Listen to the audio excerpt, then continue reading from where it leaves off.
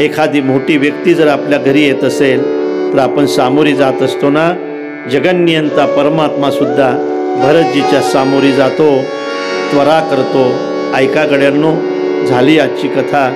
खांद्यावरचा धनुष्य खाली गळून पडतो. धनुष्य का गळून पडतो? धनुष्य गळून पडून साष्टांग दंडवत करतो. याचं कारण असं आहे, धनुष्य म्हणतो की माझा मालक जर शत्रूच्या भेटीसाठी जात असेल तर त्या ठिकाणी माझं काम आहे, पण माझा मालक जर साधूच्या भेटीसाठी जात असेल त्या ठिकाणी माझं काय काम आहे? धनुष्य गळून पडतो. धनुष्य गळून पडतो याचं कारण असं आहे, जगन्नियंता परमात्मा ज्यांच्या भेटीसाठी इतकी त्वरा करतो त्याचा अधिकार किती मोठा असेल, त्यांना मला सुद्धा साष्टांग दंडवत घालायचं आहे. धनुष्य खाली गळून पडतो आणि भरतजीच्या चरणी साष्टांग दंडवत करतो. पडदा सुद्धा गळून पडतो, उपर्ण सुद्धा गळून पडते. महाराज, उपर्ण गळून पडते याचं कारण असं आहे, भगवंताच्या अंगावरचं उपर्ण म्हणजे साक्षात माया आहे. माया असं म्हणते, जीवाच्या आणि देवाच्या मध्यस्थीमध्ये मी थांबू शकते, पण साधूच्या आणि देवाच्या मध्यस्थीमध्ये जर मी राहिली तर मी जळल्याशिवाय राहणार नाही. म्हणून तिथं जळल्यापेक्षा इथं पडणं काय वाईट आहे? प्रीततः पर्दा नहीं ता प्रीत, प्रीत पर्दा दोनों मिले ये तो दुश्मन की रीत, ये तो दुश्मन की. आणि म्हणून पर्दा ही खाली गळून पडतो. प्रभू पुढे जातात, प्रभूच्या चरणाकडे भरतजी पाहतात. भरतजी म्हणतात, दादा पापी आहे ना दादा मी? नाही रे भरता, तू पुण्यवान आहेस दादा. नाही दादा, मी पापी आहे. मला जर पुण्यवान म्हणत असाल तर पापी कुणाला म्हणणार दादा आपण? नाही रे भरता, तू पुण्यवान आहेस. नाही दादा, मी पापी आहे. शेवटी रामप्रभू सुद्धा मान्य करतात, बरोबर आहे भरता, तू पापी आहेस. तुझं पाप इतकं मोठं आहे लेका भरता की तुझ्या समोर आज देव उभा आहे रे, तुला देव सामोरी येते रे. तुझं पाप जर इतकं मोठं असेल लेका तर तुझं पुण्य किती मोठं असेल रे. तुझ्या पापाने तुला देव भेटतो. पापी असून सुद्धा देव सामोरी येतो तुझ्या. मग पापी असून जर देव सामोरी येत असेल तर तुझं पुण्य किती मोठं असेल भरता. भरतजी प्रभूच्या गळ्यामध्ये पडतात. त्या ठिकाणी प्रभूच्या गळ्याला मिठी मारतात. तोपर्यंत सगळा समाज वर येतो. शेवटच्या रांगेमध्ये कैकेयी माता उभी आहे. निषादराज सावध करतात आणि कैकेयी मातेच्या रडण्याचा आवाज प्रभूच्या कानावर येतो. लोकांना असं वाटतं की अगोदर वशिष्ठाला भेटतील, अगोदर सुमित्रेची भेट घेतील, अगोदर कौसल्यला भेटतील. पण माझ्या प्रभूचा स्वभाव इतका सरळ आहे, अगोदर कोणाला भेटतायत? तुलसीदासजी वर्णन करतात. प्रथम राम भेटे कैके,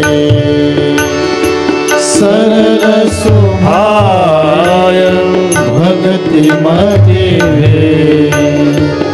पग परिकीर्ण प्रभु गौरी, काल करम विधि सिर धरि खोली. प्रथम राम भेटे कैके, सरल स्वभाव भक्ति मते भे.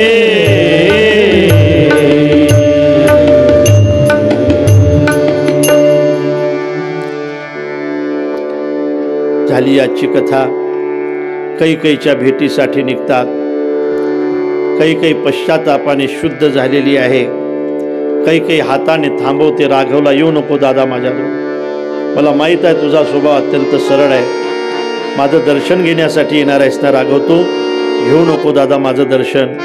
तू जर माझं दर्शन घेतलं राघव तर लोक तुझं दर्शन घेणार नाहीत. लोक म्हणतील हा कसला देव, हा एका चांडाळणीचं दर्शन घेतो, एका पापिनीचं दर्शन घेतो, हा कसला देव असं म्हणतील लोक. लोकांनी तू माझं दर्शन नाही घेतलं तरी चालेल राघव, लोकांनी तुझं दर्शन घ्यावं अशी माझी इच्छा आहे. राघवजी जवळ जात आहेत. प्रसंग आहे महाराज. राघवजी वनवा करतात कैकेयीच्या चरणी. त्यावेळेला एका बाजूने आवाज येतो, नाही दादा उनका दर्शन मत लो दादा, हो तो चांडाळनी है, ओ तो सर्पिनी है, रघुकुल को डंक लगाने वाली काली सर्पिनी है दादा, उनका दर्शन मत लो। नहीं रे भरत, ये तो मेरी माँ है। नहीं दादा, माँ तो अपने बेटे को आशीर्वाद देती है, इसने तो मेरे दादा को 14 बरस का वनवास दिया है, आप कहो। लेकिन भरत इस चांडालने को माता कभी ही नहीं कहेगा। नहीं रे भरत, ये तो मेरी माँ ही नहीं, ये तो मेरी जननी है।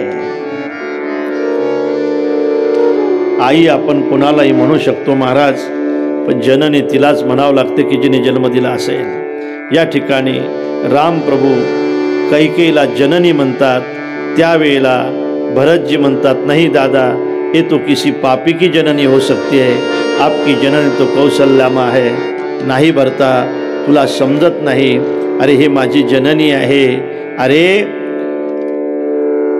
रामाला जन्म देणारी जरी कौशल्य असली तरी सबंध रामायणाला जन्म देणारी कैकेयी आहे। कौशल्या नसती तर रामाचा जन्म झाला नसता, आणि कैकेयी नसती तर रामायणाचा जन्म झाला नसता, म्हणून ही माझी जननी आहे। सुनो जननी सोई सुत बड़ भागी, जो पितु मातु वचन अनुरागी।